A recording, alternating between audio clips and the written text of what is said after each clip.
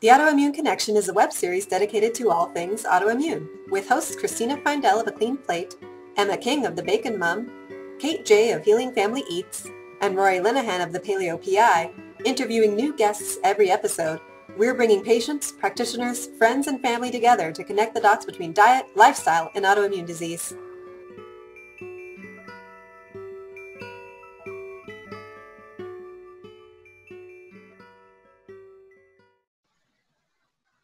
Hi everyone, and welcome to this week's Autoimmune Connection, bringing patients, practitioners, friends and family together to connect the dots between diet, lifestyle and autoimmune disease.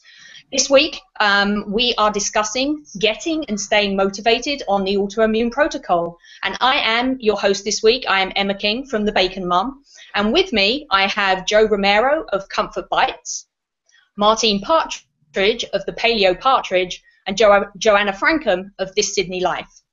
So welcome ladies, thank you for joining me. It's lovely to be here. Excellent. So if you haven't met me before, my name, as I said, is Emma King, and I blog as The Bacon Mom. My daughter and I both are on the Autoimmune Protocol. Me for rheumatoid arthritis and a couple of other underlying autoimmune disease issues. And my daughter uses the Autoimmune Protocol for borderline autism spectrum and also behavioral issues onset by food. So, Jo, could you introduce yourself to us today, please? Yes, I'm Jo Romero. I blog at Comfort Bites blog, and I've been using the Autoimmune Protocol to ease my psoriasis symptoms, and quite by accident it eased some other things as well that I didn't expect, like anxiety and panic attacks, depression, all those things as well, and I have never looked back. I think it's great. Fantastic. Well, welcome. Thank you. Joanna, could you introduce yourself, please? Sure, I'm Jo. I'm Jo too. I'm from New Zealand, but I live in Australia.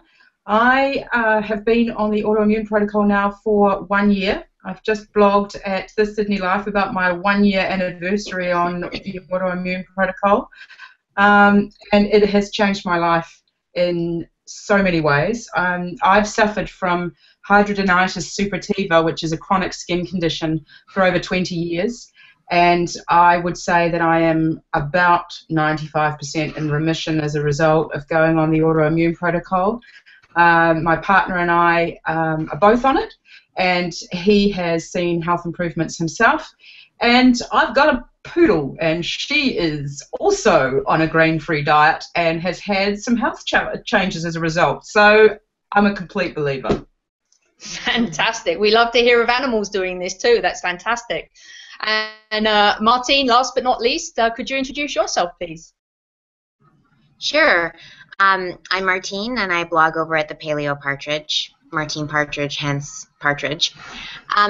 I have been battling Crohn's disease for about 20-ish years now, and first came to, well, I've always used food as medicine to some degree, but started with the Autoimmune Protocol on April 1st of 2014. About 6 months prior to that, I went paleo, so eliminating grains made a big difference, but needed to fine-tune a bit more, and it's been fabulous. I have had days on the Autoimmune Protocol where I feel like I don't have Crohn's anymore, and after decades of battling such a vicious disease, that is really kind of surreal and fabulous. So yeah, that's where I'm at. That's awesome, and congratulations to all of you for finding the Autoimmune Protocol. And today's topic is about motivation. So I want to ask each of you, what motivated you to start the Autoimmune Protocol? So let me pick. Joanna, let's start with you. For me, I think I had a bit of an awakening, if you like, as many people do when I turned 40. And we have a history of certain things in my family. My dad sat me down and said I needed to start being aware of things. And my HS had never been properly diagnosed. I had just had this revolting skin condition for 20 years. And so it started me down this rabbit hole of doing some research. And I was fortunate enough to have the time at that stage to be able to do a lot of reading, and it was kind of, the more I found out, the more I discovered I didn't know. And purely by chance, I decided to give up grains to see if gluten was an issue for me, and within 3 weeks my HS improved significantly, and then I glutenized myself accidentally and my mood just went, it just dipped so badly. So I kind of self-diagnosed that I had a problem, and then I started really focusing on it, and found Tara Grant's book, The Hidden Plague, about HS. That led me to Sarah Ballantyne's The Paleo Approach, and those 2 books really have changed my life. Concurrently, I went out and found myself a really good functional doctor who understood and worked with me. Through her, I found a naturopath, and would you believe, an holistic dentist as well. So I've had periodontal surgery as a result of all of this autoimmune stuff. So the last 18 months for me has been a real education as well as a process of fixing up this autoimmune problem. Does that answer your question? Great. It does, and perhaps that's another topic, because I've had dental work done too.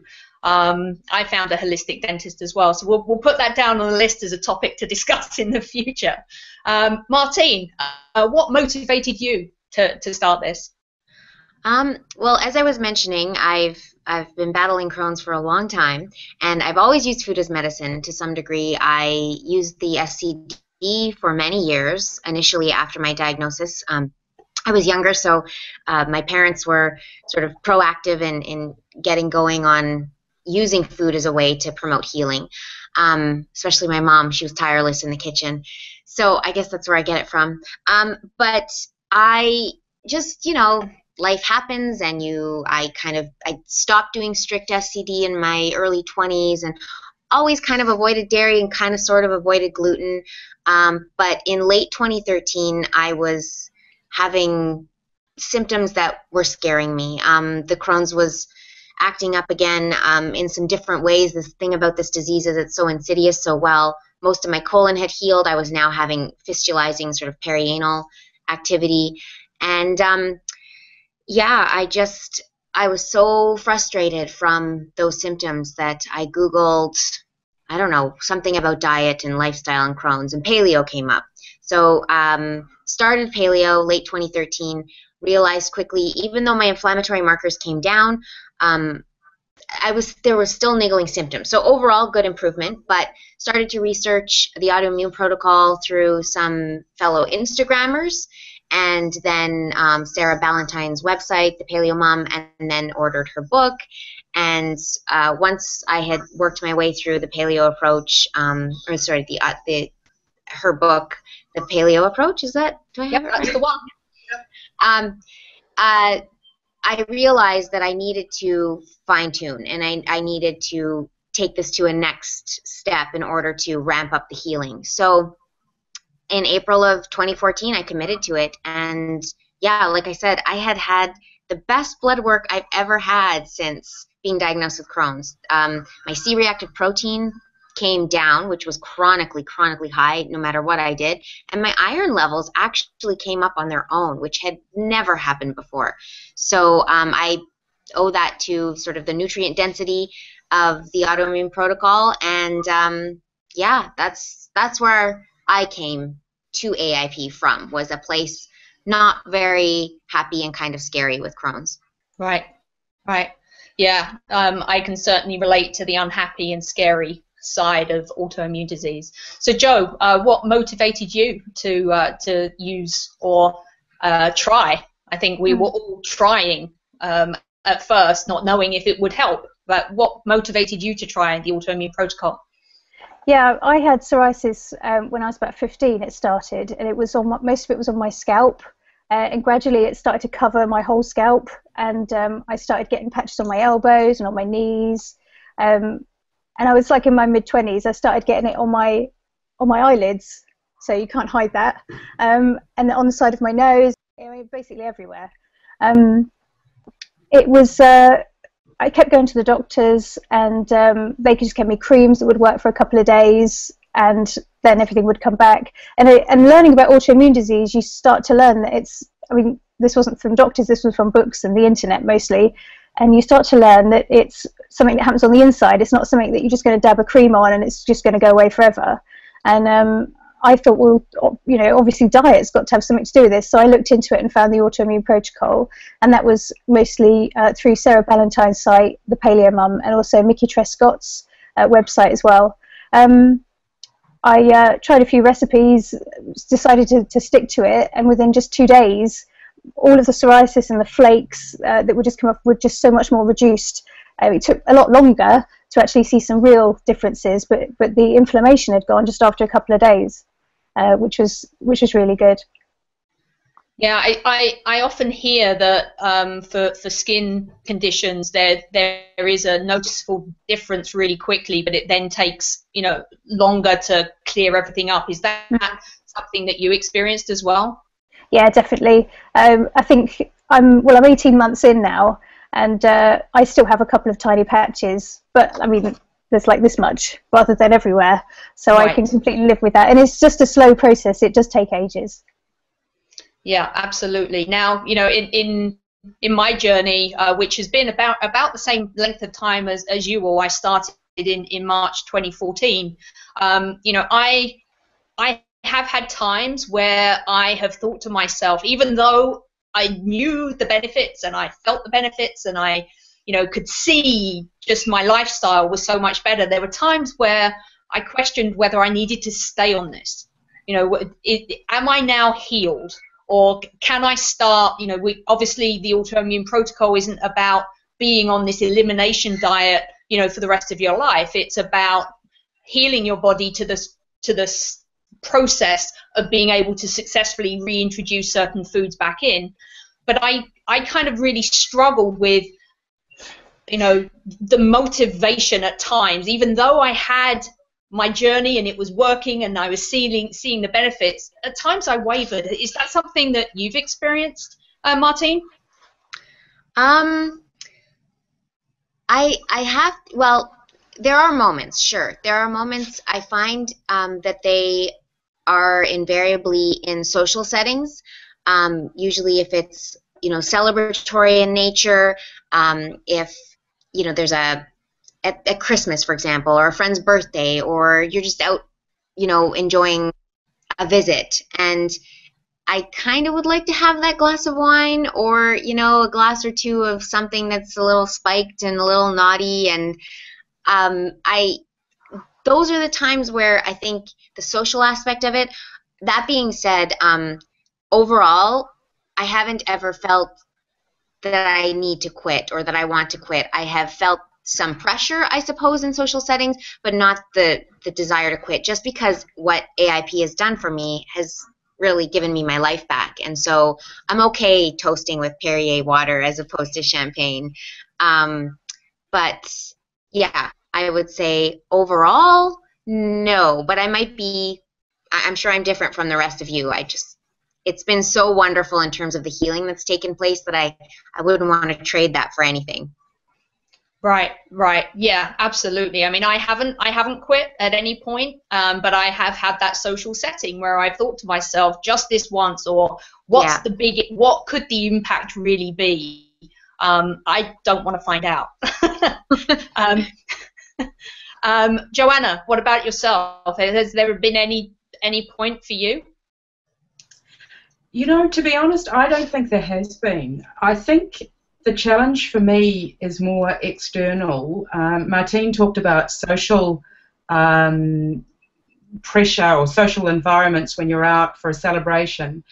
I think it's more people who don't understand what I'm trying to achieve and perhaps don't have the same conviction that I do. And so a little bit of dairy isn't going to make a lot of difference. There's a great Tony Robbins quote that I really, I'm not a massive Tony Robbins fan, but I love this quote that says, change happens when the pain of staying the same is greater than the pain of change. And for me, this has had such a life-changing impact on my HS that I don't really want to go back to where I was. There are things that I will never reintroduce into my diet, like gluten, and I'm still working on the reintroduction of other foods, particularly in the way of nightshades, which for HS sufferers tends to be a big problem area. But you know, the motivation of the diet has not been a problem for me. I think the bigger challenge has been more managing sleep and stress and understanding the other factors that make up or contribute to the autoimmune problems. It's sort of a roundabout way of saying that staying motivated is kind of easy because of the results you get. Right, absolutely. So, Jo?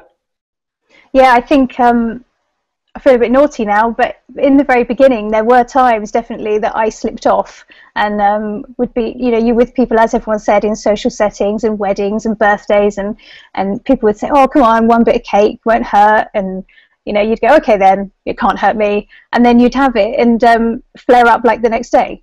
So, but after a couple of times of doing that, you start to think, well, this isn't just chance, this is what I'm eating, you know, what I'm doing is working with the autoimmune thing, the Autoimmune Protocol. So I think even though there were slip-ups, and there was never a time I wanted to quit completely, ever, but then having the little slip-ups just reinforces the fact that you need to keep on it and that it is working. That's what happened to me. You know, that motivated me a lot in the beginning. Yeah, I can see that.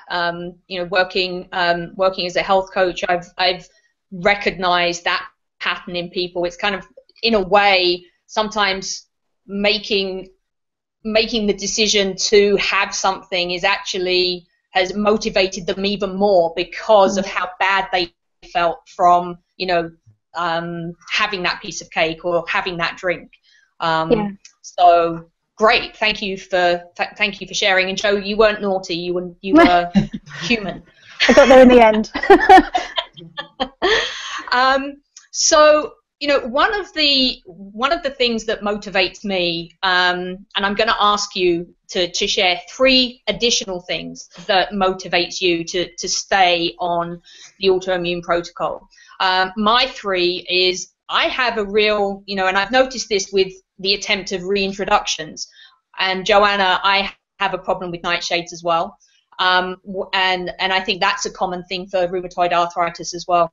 But what I have seen in myself is that if I am exposed to something that my body reacts to, my mood and my attitude and my ability to have any patience with anybody, especially a 6-year-old, as I'm sure you know you can relate to, is really challenged. And so that's one of my key motivators here, and also the amount of research that is continuing to be done, and the constant research from Sarah Ballantyne.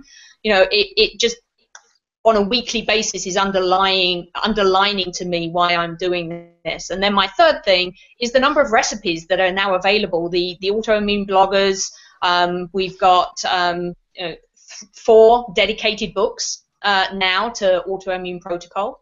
And, you know, that really motivates me as well, and also helps me to create recipes. So what 3 things motivate you? Martine, let's start with you. Okay. First and foremost, I think it would be my relationship with my near and dear. You know, being chronically ill, it doesn't just change your life, it changes the lives of those around you quite drastically, especially, you know, our immediate. So I was diagnosed as a teenager. My parents saw me through the darkest days of this disease. My husband's seen me struggle with, you know, what I would call flare-ups. So knowing that I kind of can take the control back, I mean, autoimmunity or infectious diseases, whatever it is in our bodies that creates the trigger for the conditions we have, they're scary. And so I think being able to take the control back and not having to live in that fear, that's a huge motivator for me. I know, for example, that, like you were saying with nightshades, I can't go near them with the 10-foot pole. If I was to try, I know I'd be sick, just like alcohol is a trigger for Crohn's symptoms for me. So I think that having the taking the control back and having the predictability and knowing that, well, it's not perfection. I'm not afraid of what tomorrow morning brings. So that's a huge motivator. Second, I would say just a love for my body. I spent a lot of years really hating my notoriously cranky colon. And so now having this, again, kind of being at peace with not just my sort of the disease, having the disease, but the whole mind-body thing. I mean, AIP is wonderful because, as you've alluded to, there are sort of pillars, and it's not just the diet, as Joanna was saying. There's very much the lifestyle factor, too. So just enjoying life, I mean, and being at peace, again, with the whole mind-body connection. And finally, like you were saying, Emma, it's fabulous. Like, I've connected with so many wonderful autoimmune warriors and people that are so inspirational and so creative and innovative in what they're doing in the kitchen, because, you know, it isn't easy to tackle the elimination phase for a prolonged period of time. And so when I can go and just, you know, type in almost whatever I want, I mean, there's even a cheese replacement now for us. So I think, yeah, the community, the AIP community, the paleo community growing strong, that camaraderie, that's another motivator for me. Really, truly a blessing to have this wealth of resources and recipes. Totally, absolutely. Joanna? It's hard to narrow down to three things, I think. I agree with what you're saying, Emma, about the mood, because when I have something that doesn't agree with me, I can feel it the next day. Martine, the community, I 100% agree with you there. I connected, and I think this was a big part for me, with an HS Facebook group very early on in the piece, and it was amazing to me to find out that there were other people who had this disease that nobody talked about. And so when I kicked off the Autoimmune Protocol in February of last year, and I had wanted to do it earlier, but there were some health reasons that I didn't, I decided that I would establish an Autoimmune Protocol HS group. And we now have over 700 people in this group around the world, wow. All doing or reading up or learning about the Autoimmune Protocol and the impact that it can have on HS. I'm not sure that Sarah Ballantyne actually knows about that, but it's really life-changing. And that support network for me is a massive motivator. And I think the other one for me is the support that I get from my family and the life changes that they have made, both my partner, but also my immediate family, my parents in New Zealand, my sister and her partner. We all have a very similar philosophy about how we eat and how we live that has evolved over the last 18 months to 2 years. And it affects our relationships, and for the good. So it really, I'm not exaggerating when I say it has been a life-changing process. Wonderful, wonderful. I love to hear that family support. Jo, what about you? Quite similar, really, to what the others have said. My husband, I was really lucky because my husband did the Autoimmune Protocol with me, even though he didn't need to, just so that I didn't have to cook another set of meals, you know, one for the family with pasta and whatever, and one for myself. So basically we all eat it, we all do it. My children they sort of eat paleo things and some not paleo things, but it was nice to be able to have that support, especially when he decided, we'll just do it, I'll do it with you, you know. And then when we went out, there wasn't the pressure to eat things I shouldn't do. So that was a huge motivator for me, you know, in my everyday life. I think a second one would be, we talked about already, the sense of community. And I think online, I get so many good ideas from Instagram and Facebook groups. And there's just knowing there's that level of support there, as well as you've got in your own life, your actual physical life. You've got a whole group of people who are going to give you support as well online. It's really, really fantastic. I love that. And I think the third, probably the biggest motivator for me, is the fact that I've seen such amazing results. I honestly thought I'd have psoriasis forever and it would just keep growing and get worse and worse. and to be able to go out and wear black tops again and be able to wear makeup again and all these things is just absolutely fantastic. So when you start to see the changes, I think you just want to stick to it. You don't want to come off it. You don't want to have that piece of cake. You know, you just want to stay on the straight. So that was a huge motivator for me. I think that's the biggest. Yeah, that's awesome. And you know, I'm sitting here, and obviously I've been on the protocol, but I'm just totally motivated all over again by hearing the three of you here. So I hope our listeners feel the same way. So one last question before we wrap up. If you could say in one sentence let me rephrase this. If you could say in one sentence to motivate the audience to stick with the autoimmune protocol when they're eliminating foods, which I think is possibly the hardest phase. Some people go cold turkey, some people kind of gradually eliminate foods. What would it be? What would you say to motivate the audience to stick with the elimination phases? Let's pick Martine. I was just thinking, how on earth am I going to do this in one sentence? And I already have this long preface building up. Well, I do need to kind of unpack this a little bit. So I would like to say that I listened to a very brief video blog thing from Petra at Petra 8 Paleo. Her and her husband Matthew follow the Autoimmune Protocol, and her husband Matthew said something that really, really resonated with me, and that is healing is not linear. And I think when we are at a point in our lives and have been dealing with, we start something like an elimination phase diet, we have really huge expectations, and they will be met. I mean, mine were met and then surpassed. Like I said, there are days that are truly blissful where I feel like I'm just like everyone else. I don't have an autoimmune disease. But I had to learn early on that while the big picture, there is an upward trajectory for sure when you commit to something like this and reduce the inflammation in your body, it's not going to be A-OK perfection every single day. And so to kind of keep in mind that healing is not linear, you know, it's not going to be completely a clean A to B to C, I'm better, helps us not give up. I think, because that's the thing. We don't want to give up on something as powerful as AIP, because it really is, as all of you have mentioned, life-changing. Absolutely. Great point. I love that as well. I'll have to hop over to Petra to hear that whole session. Jo? I think, again, it's really hard to put it into one sentence, but I'll have a go.